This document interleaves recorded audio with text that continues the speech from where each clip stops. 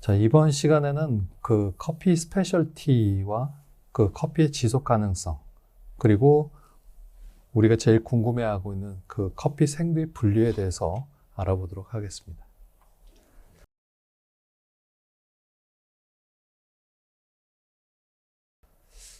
그러면 여기 이제 스페셜티 커피가 있는데요. 그 커피 생두를 기준이 어떻게 잡혔을까 아마 궁금하실 겁니다. 이 그림 화면에 보이시는 것처럼 여기 오른쪽에 보시면 스페셜티 커피 어소시에이션이라고 있어요. 이거는 국제 그 커피 협회가 있는데 이 커피 협회가 2017년도에 만들어졌습니다. 근데 이 커피 협회에서 이제 이 스페셜티 커피에 대해서 언급을 하고 있는데요. 그러면 이 과정이 어떻게 되는지 우리가 한번 살펴볼 필요가 있습니다. 자, 이 커피에 주된 향미 속성들이 있어요. 기본적으로 한 6가지 그 커피를 테스팅할 때 사용하는 용어들입니다. 그걸 한번 먼저 보고 거기에 맞춰서 여러분들이 이 향미 속성들을 알아보도록 하겠습니다. 자, 그러면 첫 번째 프레그런스라는 게 있어요.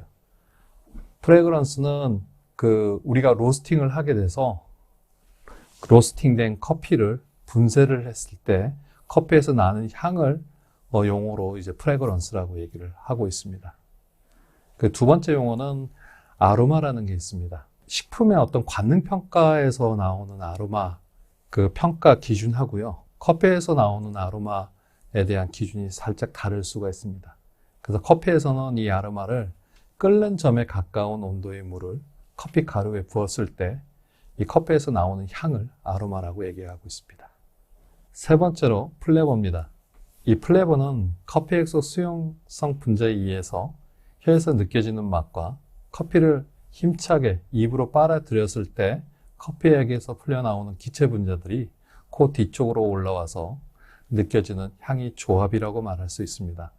일반적으로 식품에서 얘기하는 플레버는 테이스트, 우리가 혀에서 느끼는 맛과 향을 이제 아로마라고 식품에서는 얘기하거든요. 그래서 플레버를 테이스트와 아로마로 이제 두 가지를 복합적으로 얘기를 하는데 이 커피에서는 플레버는 혀에서 느껴지는 테이스트와 이 커피가 입안에 들어와서 느껴지는 그 향을 같이 복합적으로 얘기를 하고 있습니다. 그리고 네 번째, 애프터 테이스트인데요. 이거는 혀 뒤쪽에 남아있는 성분들과 액체 속에 들어있는 커피 입자들이 느껴지는 감각으로 얘기를 하고 있습니다. 그리고 다섯 번째인 엑시디티인데요. 혀에서 느껴지는 감각으로 음료에 들어있는 유기산에서 나오는 감각을 얘기를 하고 있습니다. 자, 여섯 번째는 바디감인데요. 커피액이 제공하는 입안 자극과 질감을 말합니다. 우리가 바디감 얘기하면 살짝 접근하기가 어려운데요. 바디감이 적다라고 얘기를 하면 예시를 들어서 물 같은 경우는 바디감이 굉장히 없는 편이라고 얘기를 하고요. 우유 같은 경우에는 입안에 꽉 차 있는 그런 질감이 있지 않습니까? 그런 바디감이 높다라고 얘기를 하고 있습니다. 그런 것처럼 이 커피액도 이 바디감에 대한 용어를 사용을 하고 있습니다. 그러면 이 스페셜티 커피가 나오게 된 그 커피 협회에 대해서 한번 알아보도록 하겠습니다. 그 1982년도에 SCAA가 설립이 됐는데 이거는 미국의 크눅센이 78년도 프랑스 그 커피 국제회의에서 특수한 지리적 기후가 좋은 향미 커피를 만든다는 개념에서 여기 시작이 됐습니다. 그리고 1986년도에 이 커피 테스트의 기초가 완성이 됐는데요. 이 미국 스페셜티 커피 협회에서 국제 커피 기구인 ICO 도움을 받아서 커피 감별 핸드북을 만들어내게 됐습니다. 그리고 1995년도에는 그 스페셜티 커피 인스티튜트가 설립이 됐는데요.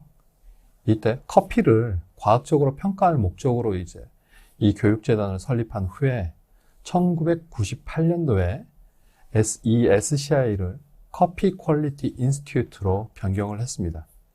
커피 품질을 증진시키고 고품질 커피를 생산하는 이들의 삶을 개선하기 위해서 국제적으로 노력한다는 사명을 가지고 만들어 놨습니다.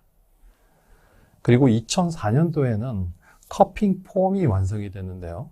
이 커핑 폼을 완성을 해서 지금 얘기하고 있는 스페셜티 커피를 보다 객관적이고 자세히 표현할 수 있도록 정의를 내려놨습니다. 그래서 이 스페셜티 커피라고 얘기하는 거는 미국의 스페셜티 커피에서 큐 커피 시스템의 스페셜티 커피는 커피, 이제 커피에 대한 이제 평가를 하게 되는데 그 100점 만점 기준으로 80점 이상이 되면 이 결점도 없는 스페셜티 커피로 정의를 하고 있습니다. 즉, 그 맛이 좋은 결점도가 없는 것이 스페셜티 커피라고 얘기를 하고 있습니다. 여기 보시면 우리가 커핑 점수라고 얘기를 하는데 이 커핑 점수를 얘기할 때는 우리가 서두에 얘기했던 그 커피의 향미 속성 6가지 있지 않습니까? 프레그런스, 아로마, 플레버, 애프터 테이스트, 엑시디티, 바디감을 가지고 평가를 내린 점수를 얘기를 하고 있습니다. 그러면 이 SCAA, 미국 커피협회가 있는데 실제적으로 지금 2017년 1월에 국제 스페셜티 커피협회가 설립이 됐습니다. 그 미국의 SCAA, 이건 1982년도에 설립이 됐고요.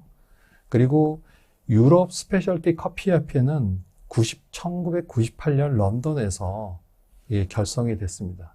그래서 이 두 협회가 통합이 됐는데 이게 몇 년이 안 됐습니다. 2017년 1월에 설립이 돼서 이 관련된 커피의 어떤 기준들을 잡고 있습니다.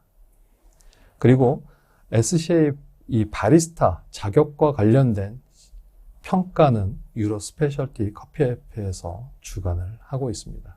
그래서 여기 국제 스페셜티 커피협회에서는 그 공인 트레이너를 이제 양성을 하고 있는데요. 이 지도를 이렇게 한번 보시면 공인된 트레이너들이에요. 어느 나라가 제일 많은가요? 미국보다 우리나라가 더 많습니다. 그러니까 지금 2022년 1월 현재 323명이나 전 세계에서 단일 나라로는 제일 많습니다.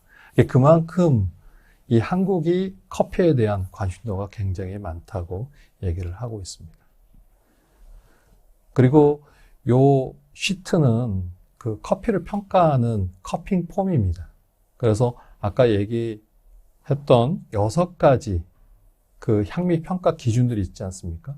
그 내용들이 이 안에 들어가서 이 커피에 대한 평가를 진행을 하게 됩니다. 다음은 지속 가능한 커피에 대해서 알아보겠습니다. 그러니까 서스테이너블 커피라고 얘기하는데요. 이 서스테이너블 커피가 탄생하게 된 배경은 커피 생산 국가에서 더 많은 커피를 생산하기 위해 과도한 벌목과 제초제, 살충제 등을 사용해서 환경 파괴를 하게 되었습니다. 그리고 커피 생산을 주력하면서 필요한 곡물은 수입하는 상황으로 환경이 바뀌게 되었고요.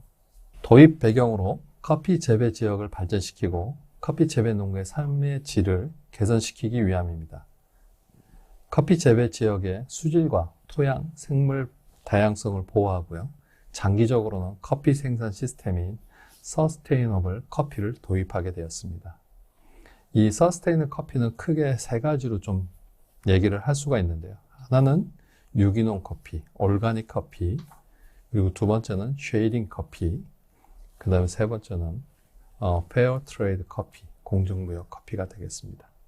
그러니까 첫 번째는 그 유기농 커피인데요. 사실 유기농 커피는 우리나라에서도 유기농 커피를 만들 수가 있습니다. 이제 생두를 갖고 와서 우리가 가공을 하게 되면 우리나라에서도 유기가공식품 인증을 주게 되어 있습니다. 인증을 받기 위해서는 생두 자체가 농약을 사용하지 않는 생두라는 게 증명이 되어야 됩니다. 그래서 살충제나 제초제, 그런 농약들이 사용되지 않은 생산 이력제가 이제 표기가 돼야 되고요. 거기에서 이런 생두를 가지고 가공을 했을 경우에 유기가공 인증으로 인증을 받을 수가 있습니다. 다음은 쉐이드 커피인데요. 이 자연 친환경적으로 생산된 커피 생두인 경우에는 포장에 이렇게 그 자연 친화적인 모양을 새나 아니면 개구리나 벌꿀과 같은 서스테이너 커피가 이 자연 친화적인 쉐이드 커피가 되겠습니다. 다음은 그 지속 가능한 커피로 공정무역 커피가 되겠습니다. 그래서 이 생산 농가들의 보다 나은 삶을 지원하기 위한 커피가 되겠습니다. 다음은 커피 거래 가격인데요. 커피 가격의 표기는 파운드당 미국 달러로 표기가 됩니다. 그래서 C-Price라는 기준을 사용하게 되고요. 이 C-Price는 뉴욕 증권거래소에 커머더디 커피가 거래되는 가격을 얘기합니다. 자, 커피 인증 유형이 있는데요. 크게 세 가지로 얘기를 하고 있습니다. 그 앞서 얘기했던 유기농 무역 협회가 있는데 이 유기농 무역 협회는 자연과 조화를 이루며 생물 다양성을 보존하고요. 토양의 질을 개선하는 방향으로 식품을 생산할 수 있는 지속 가능한 시스템을 구축하고 있습니다. 그래서 19세기에 영국, 인도, 미국에서 출범을 했고요.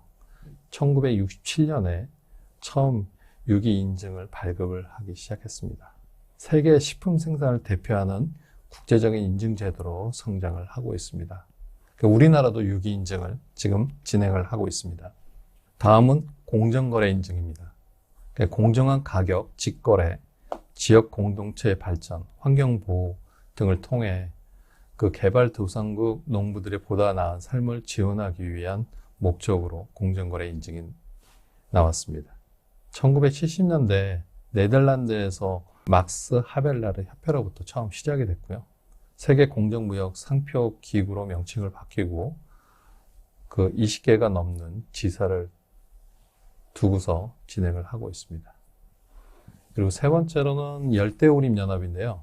종합적이고 지속 가능한 농장 경영을 실현하기 위해서 생물 다양성 보존, 지역 공동체 발전, 노동자 권리 보호, 농업 생산량 증대 등을 통합 지원하기 위한 목적으로 만들었습니다.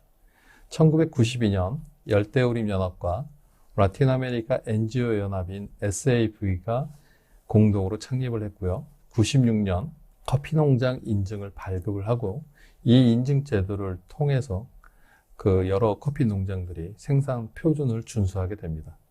그리고 환경 보호에 앞장서고요. 농가 및 지역 공동체의 권리 확대와 복지 향상에 이바지할 수 있도록 유도하고 있습니다. 자, 다음은 커브 오브 엑셀런스인데요. 이 커브 오브 엑셀런스 프로그램은 커피, 생두를 생산하는 농가들이 고품질 커피에 대해서 더 많은 돈을 받을 수 있도록 돕기 위해 고안된 글로벌 프로젝트로 1999년에 브라질에서 시작이 되었습니다. 이 커브 오브 엑셀런스에서 우승한 커피는 경매를 위해 Alliance for Coffee Excellence가 설립돼서 운영을 하고 있습니다.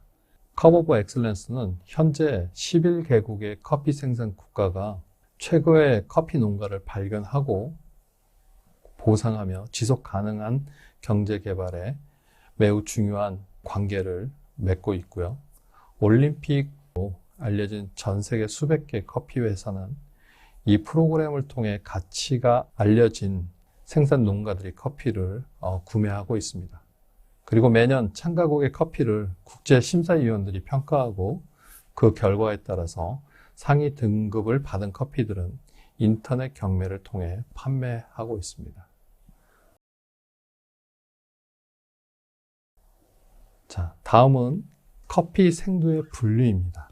커피 생두는 크게 그 세 가지로 분류를 하고 있습니다. 첫 번째는 디펙트 빈이라 그래서 결점도에 의해서 생두를 분류하고요. 그 다음에 생산 고도에 의해서 분류를 하고, 그리고 스크린 사이즈, 생두의 크기에 따라서 분류를 하고 있습니다. 그러면 첫 번째 나와 있는 이 결점두는 생두 중에 결함이 있는 콩입니다.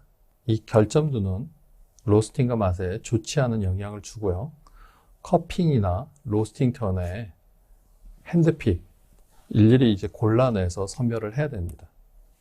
그리고 이 결점두는 수확 과정에서도 발생하지만 가공 과정이나 아니면 건조 과정, 탈곡 과정, 보관 과정에도 발생하므로 주의를 요하게 됩니다. 이 결점도에 대한 어떤 분류 방법들은 SCA 국제 커피 연합회에서 그 기준을 만들어 놓았습니다. 일반적인 샘플링을 300g의 생도를 하지만 SCA에서는 350g의 샘플을 가지고 시행을 하고요. 콩이 결점과 커피 품질과의 관계를 평가하는 시스템입니다. 자, 이 분류법은 콩이 결점뿐만 아니라 크기, 수분 함유율, 컵 퀄리티까지 평가를 해서 분류를 하고 있습니다. 스페셜티 커피는 고메이 커피나 프리미엄 커피라고도 불립니다. 이상적인 커피 재배와 기후 조건에서 생산된 아주 뛰어난 품질의 생두로부터 만들어진 커피를 말합니다.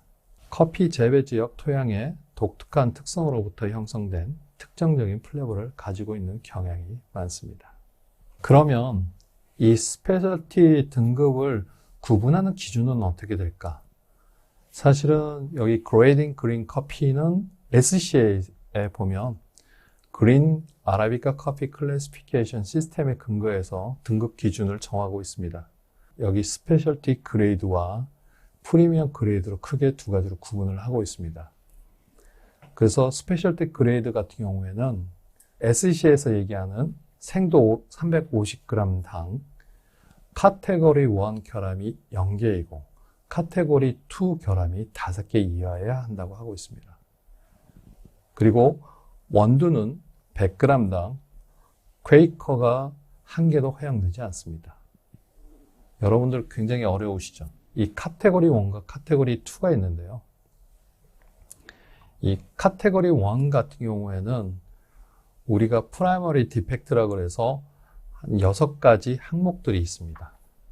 블랙빈, 소어 빈, 드라이드 체리, 펀저스 데미지 빈, 시버 인섹트 데미지 빈, 포린 메러. 이 6가지 항목들이 이제 프라이머리 디펙트 카테고리 1으로 구분이 되어 있고요. 카테고리 2는 파셜 블랙, 파셜 소어, 파치먼트, 플러터, 이매처, 위더, 쉘, 브로큰, 헐, 슬라이드 인섹트 데미지 이렇게 해서 한 10가지로 분류를 하고 있습니다. 그래서 카테고리 1의 그 항목들과 카테고리 2의 항목들이 결함이 몇 개여야 되냐에 따라서 등급 기준을 구분을 하고 있습니다. 그래서 스페셜스 그레이드, 아까 카테고리 1이 몇 개냐면 0개입니다. 하나 더 있어서는 안 되고요.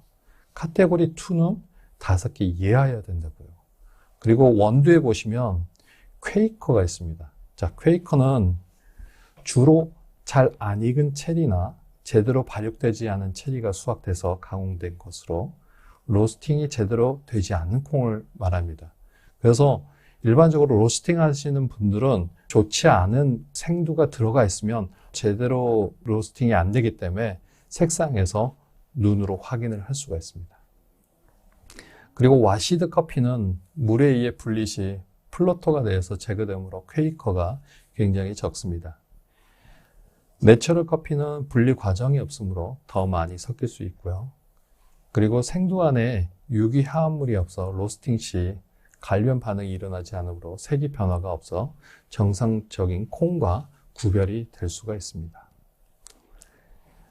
그리고 그 두 번째는 프리미엄 그레이드를 보시면 생두 350g당 카테고리 1의 결함이 허용이 될 수 있고요. 카테고리 2의 결함은 8개 이하여야 된다고 합니다. 그리고 원두 100g당 퀘이커는 3개까지 허용을 하고 있습니다. 스페셜티 커피 기준에 대한 항목들을 한번 살펴보도록 하겠습니다. 그 샘플 중량은 생두인 경우에는 350g, 그리고 우리가 로스팅된 원두인 경우는 100g을 가지고 평가를 하게 됩니다. 그리고 수분 함유량은 와시드 커피인 경우에는 10에서 12% 이내여야 되고 내추럴 커피인 경우에는 10에서 13% 이내로 함유량을 평가하고 있습니다. 콩의 크기는 전통적인 둥근 거목이 뚫린 스크린으로 측정을 해서 명서서에 기술된 것과 편차가 5% 미만인 것으로 크기를 잡고 있고요. 냄새는 그 관능평가를 했을 경우 외부에 오염된 냄새가 없어야 됩니다. 그리고 향미 특성은 커핑을 통해서 프레그런스, 아로마, 플레버, 엑시디티, 바디, 애프터테이스트의 부분에서 독특한 특성이 반드시 있어야 되고 거기에 맞춰서 평가를 하고 있습니다. 그리고 향미에 대한 결점이 없어야 된다고 얘기를 하고 있습니다. 스페셜티를 이제 평가를 할 때는 커핑이라는 것을 하게 되는데요. 이 커핑은 커피의 등급을 매기고 커피의 관능 평가를 하는 행위 자체를 말합니다. 그래서 커핑은 커피를 음미하는 최적의 방식이라고 얘기를 되고 있고요. 여기 사람들이 이제 커핑을 하면서 코를 갖다 대고 있는데 관능 평가를 하는 사람을 커퍼라고 얘기하고 있습니다. 우리가 카테고리 1과 카테고리 2에 대해서 얘기를 했었는데요. 이 카테고리 1에는 크게 6가지로 구분을 하고 있습니다. 그러니까 첫 번째가 풀 블랙빈입니다. 이 풀 블랙빈은 내부나 외부 표면이 완전히 검은 콩으로 비교적 가볍고 센터컷이 벌어져 있는 모트 형태를 띠고 있습니다. 이런 블랙빈 같은 경우에는 커피가 너무 늦게 수확되거나 흙과 접촉하여 발효한 경우에 발생이 됩니다. 로스팅이 잘 되지 않고요. 희미그레한 색을 띠게 됩니다. 맛은 좀 자극적이거나 발효, 신맛, 곰팡이, 페놀 향 등이 나타날 수 있습니다. 다음으로 풀 서빈입니다. 노르스름하거나 불그스레한 갈색을 띠인 발효콩으로 콩을 이렇게 잘라보면 식초 같은 시큼한 냄새가 나고요.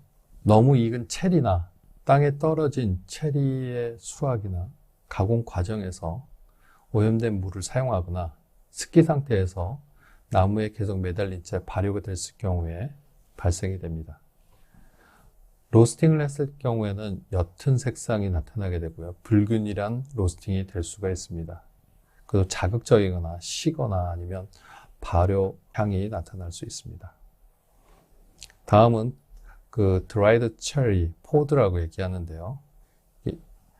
이게 마른 껍질에 쌓여있는 콩을 얘기를 합니다. 그래서 습식 가공과 건식 가공 중에 잘못된 탈곡이나 펄핑 과정을 통해서 나타날 수가 있습니다. 다음은 펀저스 데미지 빈입니다.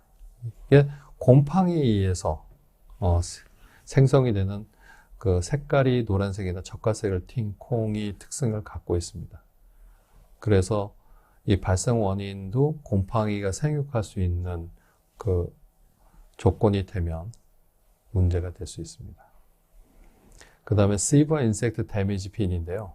이게 해충이 지름 0.3에서 1.5mm 정도의 구멍을 한 개나 여러 개 뚫어 놓은 콩을 얘기를 합니다. 그래서 심각한 경우에 벌레의 공격으로 이제 한 서너 개의 구멍이 나 있으면은 이런 콩이 정상 콩보다 짙은 로스팅이 될 수가 있고요. 그리고 시거나 곰팡이 같은 냄새들이 날 수가 있습니다. 그리고 foreign matter라고 되어 있는데요. 이게 이물질입니다.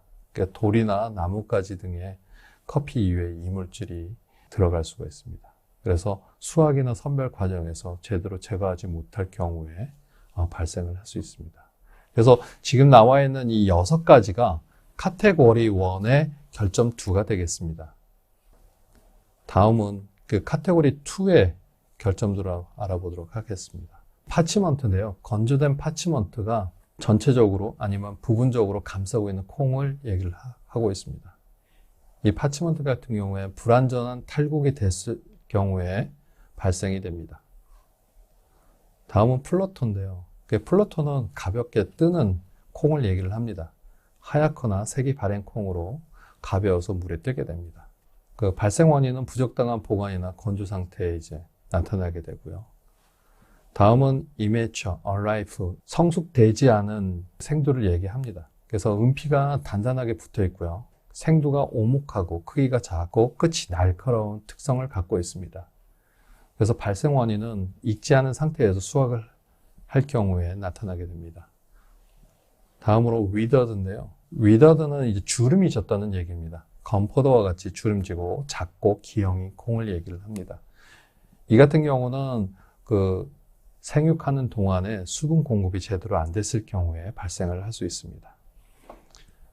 그리고 다음은 쉘입니다.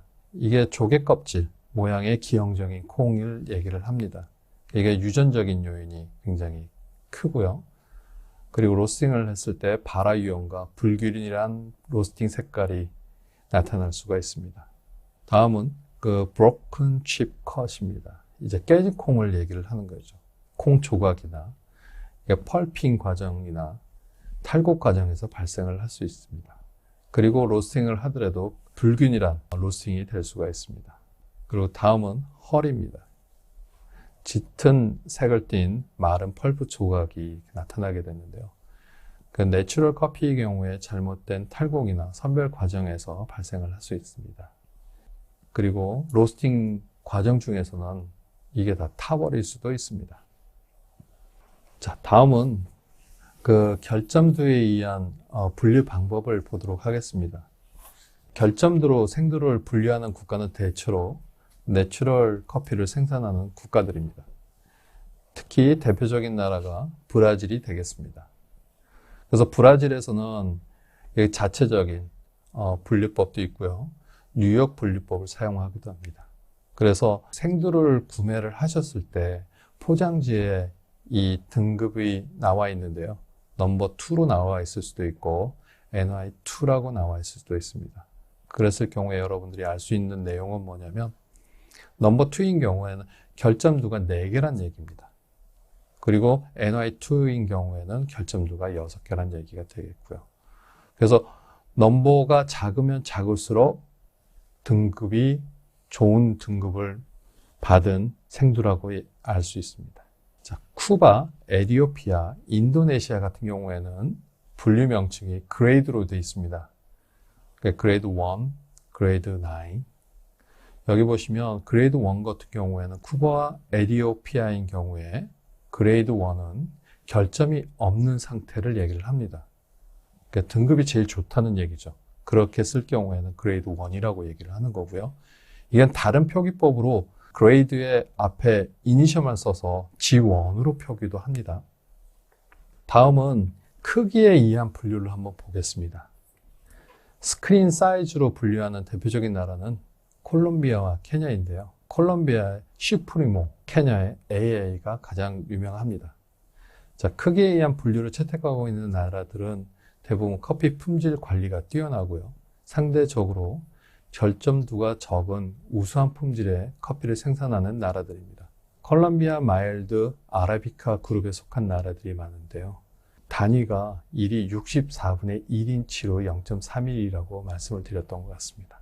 그래서 여기 스크린 사이즈에서 의해서 등급을 매기는 나라들은 콜롬비아, 케냐, 탄자니아, 하와이 등이 있습니다.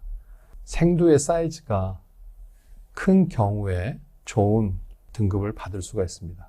콜롬비아 같은 경우에는 슈프리모는 스크린 사이즈가 17 이상입니다. 그리고 케냐인 같은 경우에 케냐 AA는 스크린 사이즈가 17에서 18 이상인 경우에 얘기를 합니다. 탄자니아의 AA인 경우에는 스크린 사이즈가 18을 얘기하고요.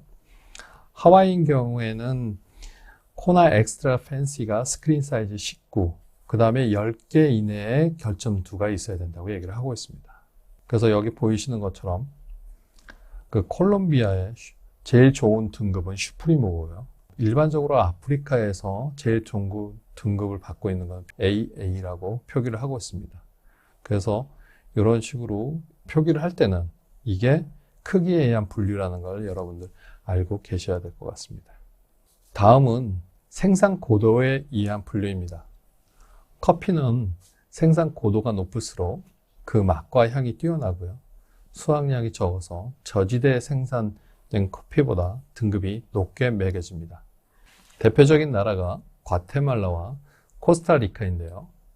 Strictly Hard Bean, SHB가 대표적입니다. 여기 한번 보시면 과테말라인 경우에 SHB로 이렇게 표기를 할 때는 고도가 1400m 이상인 경우에 표기를 할 수가 있습니다. 코스타리카인 경우에도 SHB를 표기를 하려면 1200에서 1650m의 고지대에서 생산되는 생두를 우리가 얘기할 수 있습니다. 멕시코 같은 경우에는 여기 Structurally High Grown입니다. 그래서 명칭이 SH로 되어 있고요. 고도는 1700m 이상이 되겠습니다. 온두라스 경우에도 Structurally High Grown, SH로 표기를 하게 되어 있고요. 니카라구아에도 마찬가지로 SHG로 표기를 하고 있습니다. 자메이카는 그 생산 고도가 900에서 1700m인 경우에 자메이카 블루 마운틴으로 분류 명칭을 사용하고 있습니다. 생두를 분류하는 방법이 세 가지였는데요. 그 중에 하나가 결점도, 또 하나는 스크린 사이즈, 또 하나는 생산 고도였습니다. 그래서 여러분들이 생두를 구매를 하시게 되면 그 포장지에 그게 표기가 되어 있습니다. 일례로 여러분 이게 인터넷 사이트에 들어가서 구매를 하셔도 괜찮습니다. 그래서 들어가서 보시면 거기에 이 생두에 대한 정보가 있는데요. 그 정보를 가지고 여러분들이 확인을 하실 수가 있습니다. 브라질을 보시면 브라질 미나스 제라스 내추럴 NY2FC라고 되어 있습니다. 이게 무슨 얘기냐면, 자, 브라질 미나스 제라스라는 거는 생산지명입니다. 그리고 내추럴이라고 얘기하는 거는 생산 가공 방식이 내추럴, 그 체리를 가지고 건조를 했던 얘기가 되겠고요. NY2FC는 아까 뉴욕이지 않습니까? 그래서 넘버 2가 되는 얘기죠. 그럼 결점도가 제일 좋은 거는 NI1이 되는 거고, 결점도는 NI2는 거기에 맞춘 결점도가 있다는 얘기가 됐습니다. 콜롬비아로 넘어가겠습니다. 콜롬비아 메데인 수프리모라고 되어 있습니다. 그러면 어떤 의미가 될까요? 콜롬비아 메데인은 생산 지역이 콜롬비아 메데인이라는 지역이 되겠고요. 수프리모는 스크린 사이즈에 맞춰서 수프리모 최고 등급이 되겠습니다. 그래서 스크린 사이즈가 17에서 18인 경우에 슈프림이라고 등급을 매길 수 있었습니다. 그래서 슈프리면은 등급이 제일 좋은 거니까 여러분 구매를 하시면 좋겠죠. 근데 여기에 나와 있는 이 내용을 이렇게 보시면 다 슈프리모 등급은 제일 좋은 등급인데 가격차가 상이하게 다르게 나타나고 있습니다. 그 이유는 생산 지역에 따라서 이 커피의 맛이나 그런 게 틀려지기 때문에 이렇게 가격차가 발생을 하는 거라고 볼 수 있습니다. 자, 과테말라를 볼까요? 과테말라 안티구아가 SHB라고 되어 있습니다. 아까 과테말라 같은 경우에는 어떻게 커피 등급을 구분을 하고 있나요? 커피 등급은 생산 고도로 구분을 하고 있습니다. 그래서 strictly hard bean이라고 이제 최고 등급을 이렇게 얘기를 하고 있고요. 고지대에서 생산된 생두일 경우에 SHB 등급을 부여를 하고 있습니다. 그래서 여기 보시면 과테말라 안티구아는 과테말라 안티구아 지역에서 생산된 생두고요. 등급은 SHB라고 우리가 알고 있습니다. 좀 밑으로 조금 내려가 볼까요? 여기 과테말라 산 루카스 워시드라고 되어 있습니다. 이게 지명이에요. 과테말라 산 루카스라는 지역에서 생두가 생산이 됐고요. 와시드 아시겠죠? 우리가 가공 방식 중에 펄프를 제거한 후에 그 다음에 물로 씻어가지고 와싱을 한 후에 파치먼트 상태로 가공한 원두를 와시드 가공이라고 얘기했습니다. 등급은 SHB로 고지대에서 생산된 등급이라고 알 수가 있습니다. 자, 그 다음에 다른 나라로 가볼까요? 온두라스 볼까요?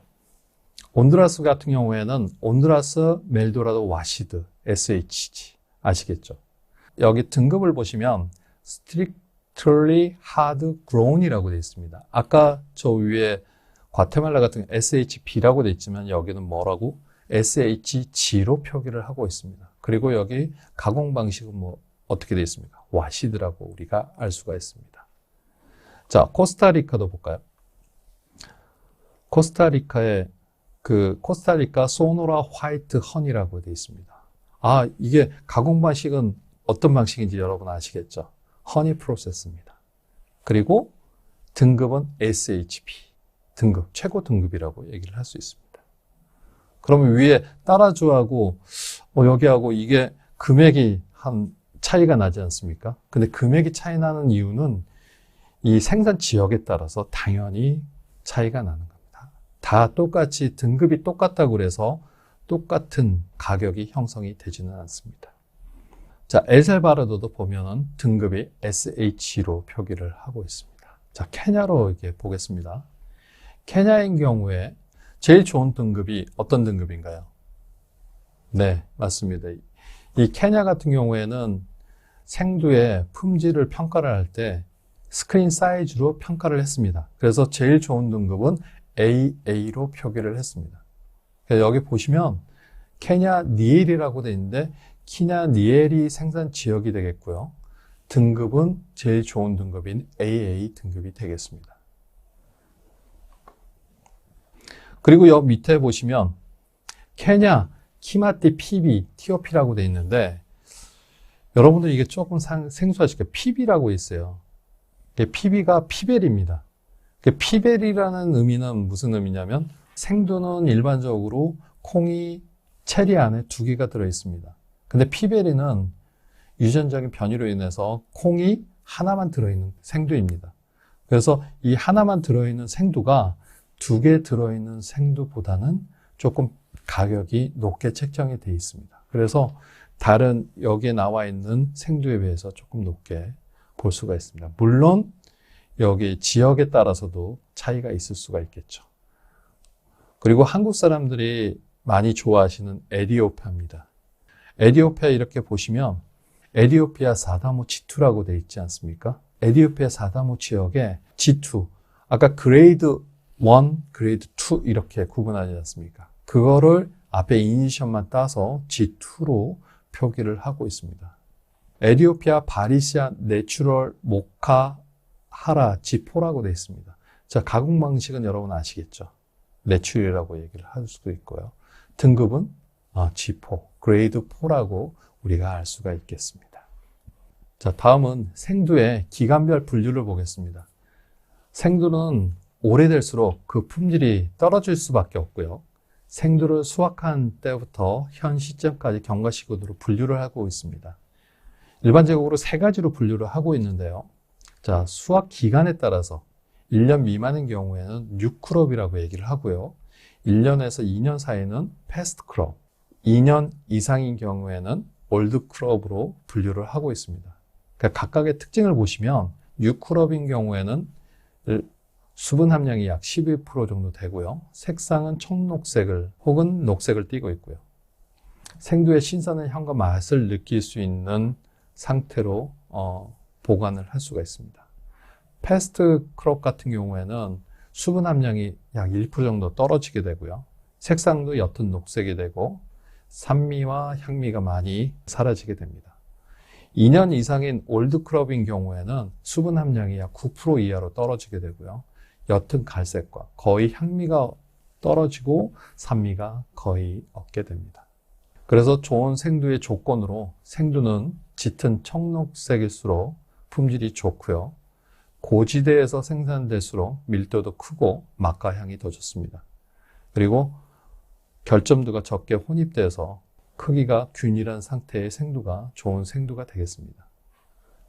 동일한 지역의 생두일 경우에도 크기가 클수록 아까 보셨던 피베리가 그 플랫빈보다는 더 좋은 품질의 생두로 평가가 되고 있습니다. 자, 이번 시간에는 커피 생두에 대해서 알아보았습니다. 수고하셨습니다.